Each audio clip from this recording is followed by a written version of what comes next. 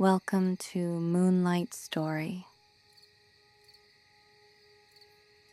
Tonight, we're spending a quiet evening in the kitchen with Lucy. Outside, the night is calm. The house is still, and a small light glows above the counter. Lucy has decided to bake a loaf of bread. You'll stay with her as she moves slowly through the process, measuring, mixing, kneading, and waiting while the dough rises. The oven will warm the kitchen. The scent of fresh bread will slowly fill the air. And the night will remain peaceful around her. This is a gentle baking sleep story. Soft, steady, unhurried. Let's begin.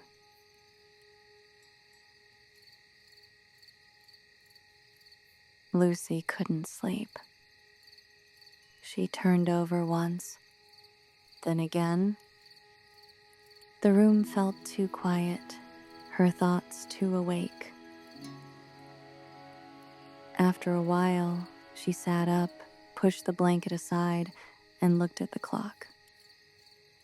It was past midnight. Instead of forcing herself back to sleep, she slipped out of bed and decided to make bread.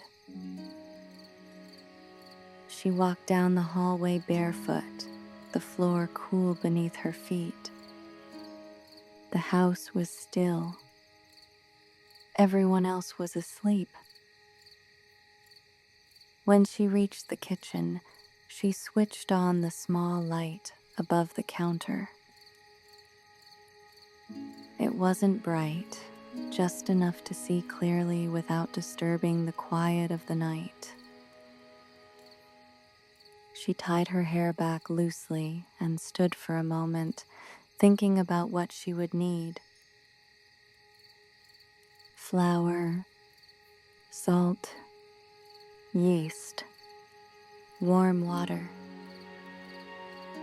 She took a large mixing bowl from the cabinet and set it on the counter. The sound was soft, controlled. From the pantry, she brought out the flour and measured it carefully, letting it fall into the bowl in slow, pale clouds.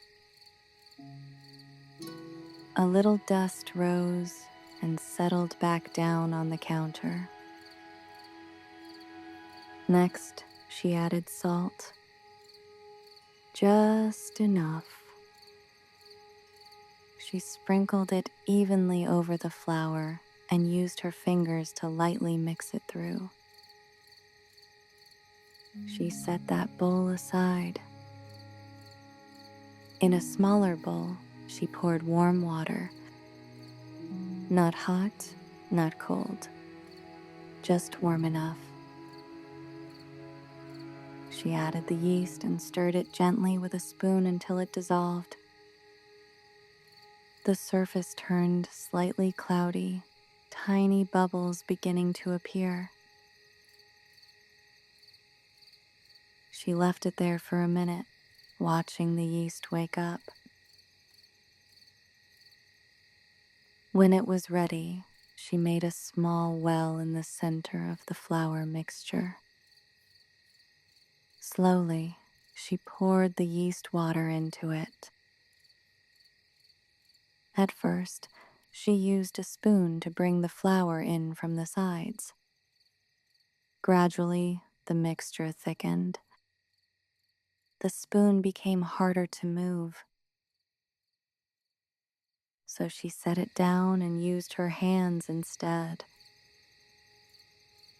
The dough was sticky at first, clinging to her fingers. She kept folding it inward, pressing gently, gathering all the dry bits from the edges of the bowl. Little by little, it began to come together. She turned it out onto the counter. The real work was about to begin.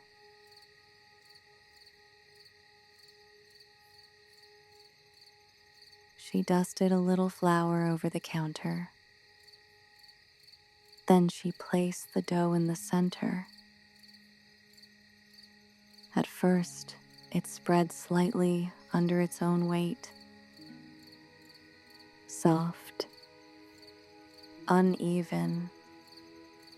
Lucy pressed her palms gently into it and pushed forward. Then folded it back toward herself. She turned it slightly, pressed again, folded again. The movement was simple. Push, fold, turn. She repeated it slowly, keeping the rhythm steady. The dough clung lightly to the counter at first. She added just a touch more flour. Not too much, just enough so it would move without sticking. Again, she pressed forward with the heel of her hand, folded it back over itself, turned it. The surface began to change. It felt less sticky now, more elastic. She kept going. Push, fold, turn. Push, fold, turn. The kitchen stayed quiet around her. Only the soft sound of dough against wood. After several minutes, the dough became smoother. Its surface stretched without tearing. Lucy pressed a finger gently into it. The indentation slowly rose back. She nodded to herself. It was ready for its first rest. She shaped it into a round ball, tucking the edges underneath, turning it in her hands until the top felt smooth and tight. She lightly oiled the inside of a clean bowl, then placed the dough inside, turning it once so the surface caught a thin coat of oil. She covered the bowl with a cloth. For a moment, she stood there looking at it. It would take time now. Time to rise. Lucy wiped the counter slowly, brushing away the extra flour. She rinsed her hands under warm water, dried them carefully. Then she returned to the bowl and adjusted the cloth slightly, making sure it was fully covered. The dough would grow quietly on its own. Lucy turned off the brighter kitchen light, leaving only the small one above the stove. The room softened again.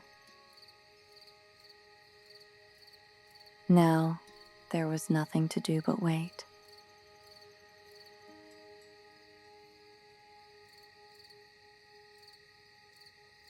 She left the bowl in the center of the counter, For a moment, she stood there, looking at the cloth that covered it. There was nothing to change now. The dough would rise on its own. Lucy rinsed her hands once more and dried them slowly. Then she folded the towel and placed it neatly beside the sink. The counter still had a light dusting of flour. She wiped it again, slower this time, smoothing her palm across the wood to check if it felt clean. Satisfied, she put the cloth away. She opened a cabinet and returned the flour to its place. Closed the door quietly. The kitchen felt more organized now. The bowl sat undisturbed. She walked to the window and looked outside. The streetlights cast a soft glow on the empty road. No movement. No sound.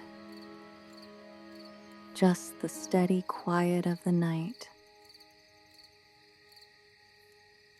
She came back and adjusted the cloth slightly, making sure it covered the bowl completely. Then she pulled out a chair and sat down. From where she sat, she could see the round shape beneath the fabric. It didn't look different yet. That was expected. She rested her elbows lightly on the table and waited. After a few minutes, she stood again. Waiting felt easier while moving. She filled a glass with water and took a few slow sips. Set the glass down carefully. The clock ticked steadily on the wall. Time moved forward even if nothing seemed to change. She lifted one corner of the cloth. Just a small peek. The dough had risen a little. Not enough yet. She covered it again. She straightened the chair, adjusted a jar near the stove, checked the sink to make sure it was dry. Small movements. Nothing rushed. When she checked again, the dough had grown noticeably larger. It pressed gently against the sides of the bowl. Rounder now. Fuller. She touched it lightly with her fingertip. It felt airy. She pressed down softly. The indentation remained for a moment before slowly lifting back. Almost ready. Lucy let it rest a little longer. There was no need to hurry. The kitchen remained quiet. And under the cloth, the dough continued its slow work.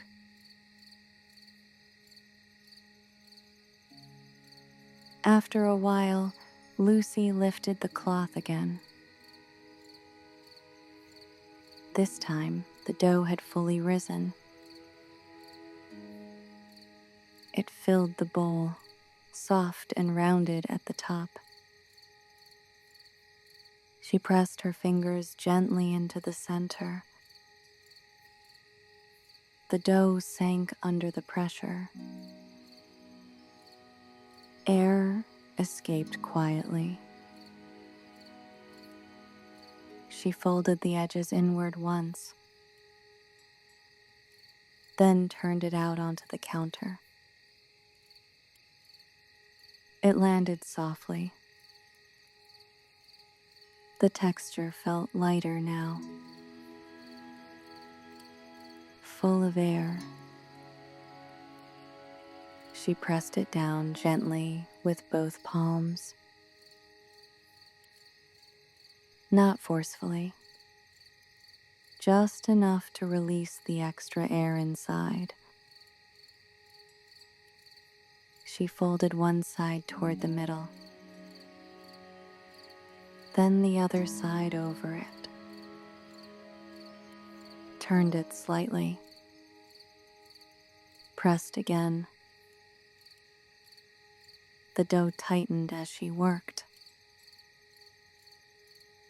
Its surface became smoother with each fold. She shaped it slowly into a rectangle, then rolled it inward from one end, tucking it gently as she went. When she reached the other side, she pinched the seam closed. She turned the loaf seam side down, cupped her hands around it, and drew it slightly toward herself to tighten the shape. The surface stretched smooth across the top. She placed a sheet of parchment paper onto the baking tray, then lifted the shaped dough carefully. Set it in the center of the tray. She adjusted it slightly so it sat evenly. With a small knife, she made one long cut across the top. Then another shallow line beside it. Clean lines. Simple marks. She stepped back and looked at it. It would need one more short rest before baking. So she covered it loosely with the cloth again. The oven would come next. For now, it would rise just a little more. Lucy turned toward the oven and reached for the dial. A quiet click filled the room. A low hum followed as the oven began to heat. She left the tray on the counter, the dough resting quietly beneath the cloth, waiting for its final turn in the warmth.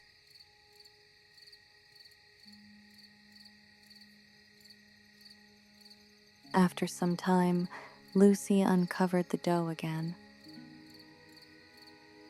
It had risen slightly more.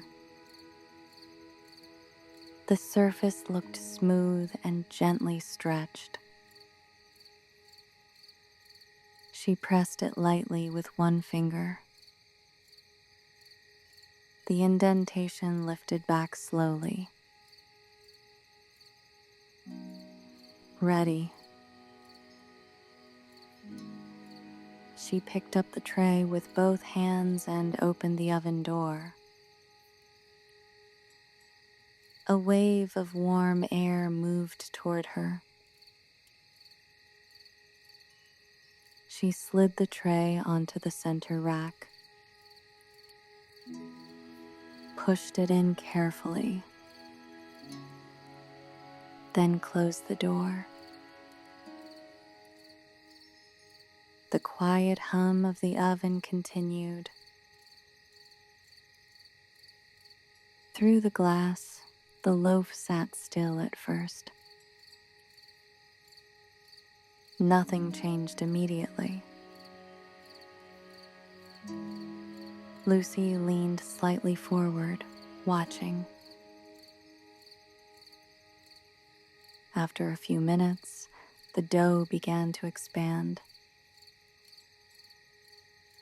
The cuts on top slowly opened. The surface lifted and rounded. It grew taller. Gradually, the pale color deepened. From soft cream to light golden. Then a little darker at the edges. The kitchen began to fill with the smell of baking bread. Warm, toasted, familiar. Lucy stepped back and let it bake. She didn't rush to check the time. She simply listened to the steady hum of the oven, watched the slow change through the glass. When the top had turned a deeper golden brown, she opened the oven door again. The heat felt stronger now. She reached in carefully and pulled the tray out. Set it down on the stove. The crust looked firm, slightly crisp at the edges. She tapped the bottom gently. It sounded hollow. That was enough. She lifted the loaf from the tray and placed it onto a cooling rack. It settled there, still warm, still releasing heat into the quiet kitchen. The crust crackled softly as it cooled. Tiny sounds, almost like whispers. Lucy stepped back and washed her hands again, dried them slowly. The kitchen smelled full and complete now. The work was done. She turned off the oven, turned off the small light above the stove. Only the faint glow from the window remained. The loaf rested on the rack, cooling, waiting. Lucy stood there for a moment longer. Then she switched off the final light and left the kitchen as quietly as she had entered. Behind her, the bread continued to cool in the dark. The house was still. The night moved on. and everything was at rest.